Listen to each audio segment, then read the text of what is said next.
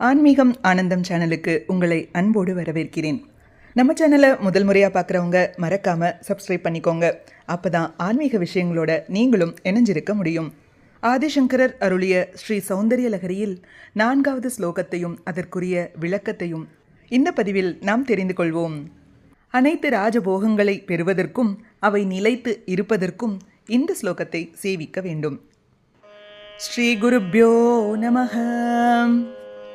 त्वदन्यः पाणिभ्याम् अभयवरदो दैवतगणः त्वमेका नैवासि प्रकटितवराभीत्यभिनयां भयात्रातुं दातुं फलमपि च वाञ्छासमधिकं शरण्ये लोकानां तव हि चरणावेव निपुणौ. இந்த ஸ்லோகத்துக்குரிய தமிழ் விளக்கத்தை பார்க்கலாம். அம்பிகையே, உலக உயிர்கள் அனைத்திற்கும் அடைக்கலமே. ருத்ராதி தேவகணங்கள் யாவரும் தம்மை துதிக்கும் அடியவர்களுக்கு போக மோக்ஷாதிகளை கொடுக்கும் வண்ணம் தங்கள் கைகளின் மூலம் அபய வரத முத்திரைகளை அபிநயித்து கொண்டிருக்கையில் நீ ஒருத்தி மட்டும் இவர்களிலிருந்து மாறுபட்டு இத்தகைய அபிநயத்தை வெளிப்படுத்துவது இல்லை. உன்னை நாடி வரும் உன் அடியவர்கள் இதனால் மனசலிப்பு அடைந்து விடுவாரோ என்று ஆலோசித்து அவர்களின் விருப்பத்திற்கும் அதிகமாக வழங்கும் உன் திருவடி தாமரை தரிசனத்தை அருளி அவர்களை மகிழ்விக்கிறாய். இவ்வைபவமே உன்னை மற்ற தெய்வங்களை காட்டிலும் மேன்மை உடையவளாக வெளிப்படுத்துகின்றது.